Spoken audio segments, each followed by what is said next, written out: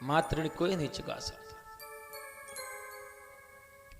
कहते हैं 4 बच्चों का पेट मां भर लेती है बर्तन धो करके।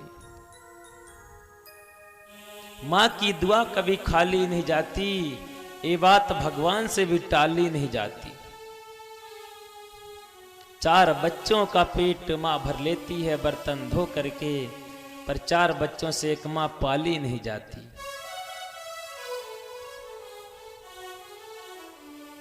एक भक्त थे जिनका नाम था पुंडरीक। वह अपने माता पिता की इतना सेवा करते थे, इतना सेवा किया करते थे कि भगवान सोचे कि मैं वो भक्त का जाके दर्शन करूं। भगवान आए और आके बोले, भक्त पुंडरीक, हम नारायण तुम्हारे दर्शन को आए हैं, बाहर खड़े, जल्दी आओ जल्दी आओ। नारायण उस समय माता पिता के चरण दबा रहे थे। मन में हुआ कि अरे भगवान आए हैं, उनसे मिलना है। जैसे ही आगे दौड़े, याद आया, अरे मैं इस समय माता पिता का सेवा कर रहा हूं। वहीं से एक ईंट उठा के फेंक दिया, प्रभु आप इस सीट में बैठो, इंतजार करो, प्रतीक्षा करो, अभी मैं माता पिता का सेवा कर रहा हूं। और कहते हैं सुबह से शाम हो गई, सेवा करते, कभी जल भरते, कभी चरण दबाते, कभी कपड़े धोते, कभी भोजन बनाते, कभी बर्तन धोते, समय नहीं मिला। भगवान खड़े रहे खड़े रहे। कहते हैं आज भी आप पंढरपुर जाइए तो भगवान एक पैर से खड़े दिखेंगे आपको। बद्री का आश्रम में पंढरपुर है, वहां आज भी मात पिता और गुरु की वाणी, बिना विचार करे सोई ज्ञानी, बिना विचार करे शुभ जानी। वही ज्ञानी है, वही शुभ है। कहते माता पिता के मुंह से निकले काम कर डालो तो कर लो, वही ज्ञानी है, वही शुभ है, वही अच्छा है। जब जमदग्नि ऋषि अपने 4 पुत्रों, कहते हैं मां का सर धड़ से अलग कर दो, और वह नहीं करते हैं। लेकिन परशुराम को कहते हैं, परशुराम क्या करते हैं कि अपना फरसा लेकर के और मां का सर धड़ से अलग कर देते। पिता का आज्ञा। प्रसन्न होकर जमदग्नि ऋषि बोले कि हे बेटा मांगो, क्या चाहिए। परशुराम कहते हैं बस इतना दे दो कि मेरी मां रेणुका पुनः जीवित हो जाए और उनको ये ज्ञात न रहे कि मैंने उनका वध किया था, पुनः जीवित हो जाता। पिता का वचन भी रह गया और मां भी जीवित हो गई। तो माता पिता के मुख से निकले कि कर दो। परम यशस्वी होते हुए पुत्र, भागवत तो सब कोई कराता है।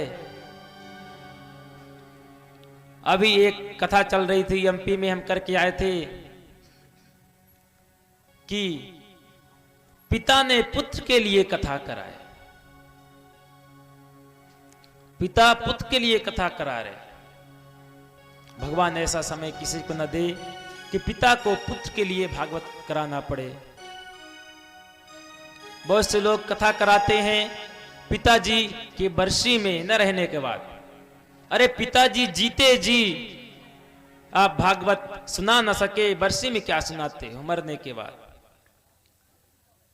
हमारे जो तिवारी जी, इनके बड़े ही सौभाग्य है तो कि 3 पुत्र हैं, तीनों सुपुत्र हैं। और पिताजी की मन में हुआ कि हम भागवत सुनेंगे, और इनके तीनों पुत्रों ने बोला ठीक है, राम जी कृपा होगी, कान्हा की कृपा होगी तो हो जाएगी।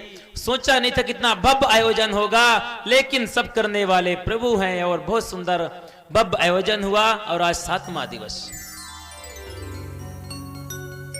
साध्यो हृदय वरुद्ध तेद्र पृथ्वी सुश्रूभित क्षणात्। यदि हम किसी कार्य को सच्चे मन से संकल्प करते हैं तो भगवान आके हमारे हृदय में अकुंठित हो जाते हैं, फिर वह उस कार्य को पूरा करते हैं। आप कार्य करो, भगवान के ऊपर छोड़ दो। प्रभु मैं यह कार्य करने जा रहा हूं और इसको पूरा करना आपका काम है, आपका काम। भगवान वह कार्य को पूरा करते हैं, पर आप उन पे छोड़ो तो सही, भरोसा तो करो, विश्वास करो। तो मां होती है, मां का क्या कहना है।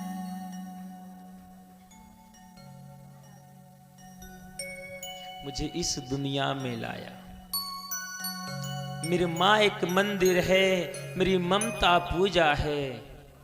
मेरी मां एक भगवन है और कोई न दूजा है। कहते कर्म तेरे अच्छे हैं तो किस्मत तेरी दासी है, और नियत तेरे अच्छे हैं तो माँ बाप के चरणों में ही मथुरा काशी है। माँ बाप के चरणों में ही मथुरा काशी है।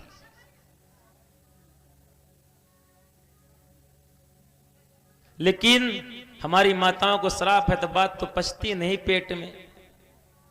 सत्राजित बोले किस लगता है कि मेरा भाई प्रसेन का वध करके उस मंतक मणि ले लिए, लेकिन कहना नहीं किसी से। देवी कहती अरे आप पति है, मैं क्यों कहूंगी, इतने बड़े राजा हैं द्वारकाधीश, मुझे पता है दंड देंगे। नहीं नहीं, लेकिन कर्णई कर्णई जपेन जनाह, उनके पेट में पचे कहां से जब तक सहेली से बता न दे। सहेली पूछती भी है, जब आप मुंह लटका के बैठे हो सहेली अंदर की बात कैसे निकालना अच्छी तरह जानती सखियां। माताएं को बहुत आता है, अरे बहन मैं तेरी बता, मेरे मुख से बात इधर उधर हुई कभी नहीं ना। हाँ तो मुझ पे भरोसा कर, बता क्या बात।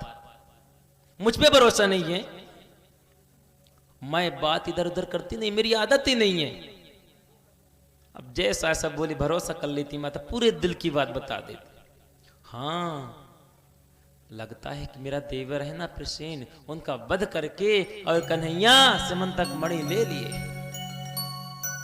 अब बस उनका तो पेट बराबर हो गया, पर अगली का पेट फूलना शुरू हो गया। और करणे करणे जपेन जनाहा, धीरे धीरे पूरे द्वारिका नगर में यह खबर फैल गई, भगवान कृष्ण ने प्रसेन का वध किए और समंतक मणि छीन लिए। एक दिन उनकी पत्नी रुक्मणी के पास भी यह खबर पहुंची। शाम को जब शयन का समय आया, रुक्मणी चरण दबा रही, प्रभु एक बात कहूं। हाँ कहो देवी, क्या है। आप मैंने सुनी है कि आपने प्रसेन का वध करके समंतक मणि लिए। नहीं देवी, किसने कहा, कैसे कहा। कन्हैया कहते हैं कलंक लग गया। क्यों कलंक लग गया दादाजी, क्यों कलंक लगता है। भादों के चौथ का चंदा देखोगे तो झूठा कलंक लगेगा। भगवान कृष्ण जान गए थे कि मैं भादों के चौथ का चंदा देखा हूं, इसलिए मुझ पे कलंक लग गया। भादों के चौथ का चंदा मत देखना। एक बार क्या हुआ कि सभी देवताओं में यह हुआ कि अगर पूजा किसकी की जाए तो भगवान परीक्षा लेते हैं महादेव कि जो यह पूरा सृष्टि का परिक्रमा लगा के आ जाएगा वह प्रथम पूज्य होगा। तो सारे देवता चल पड़ते हैं अपनी अपनी सवारी में। कोई अपने मोर में तो कोई सिंह में, जो जिसके पास जो सवारी है वह अपनी सवारी पे बैठ के चल पड़ता है। अब बेचारे गणेश जी का करें, उनकी सवारी का चूहा। अब चूहा कहां तक जाए, कैसे परिक्रमा लगाए। गणेश भगवान सोच रहे क्या करें। पहले तो बैठे रहे, सोचते रहे, फिर उठे और अपने माता पिता का परिक्रमा लगा ली और आके बैठ गए गोदी में। कार्तिकेय जी आए, अरे छोटे गए नहीं कहते ने परिक्रमा लगा हम तो देख परिक्रमा लगा के आ गए, सबसे पहले आए। गणेश जी कहते मैं गया नहीं, मैं आ गया। आ गए कैसे? शंकर जी कहते हैं हाँ, इन्होंने अपने माता पिता का परिक्रमा लगाया है। संसार का परिक्रमा तो लगा नहीं सकते, अपने माता पिता के यदि परिक्रमा लगा लिए तो चारों धाम का परिक्रमा लगा लिए। अब जाते हैं चारों धाम करने, माता पिता को वृद्धाश्रम में छोड़ आए हैं, तो क्या वह चारों धाम उनको फलेगा? माता पिता रह रहे हैं वृद्धाश्रम में और बेटा कर रहा है।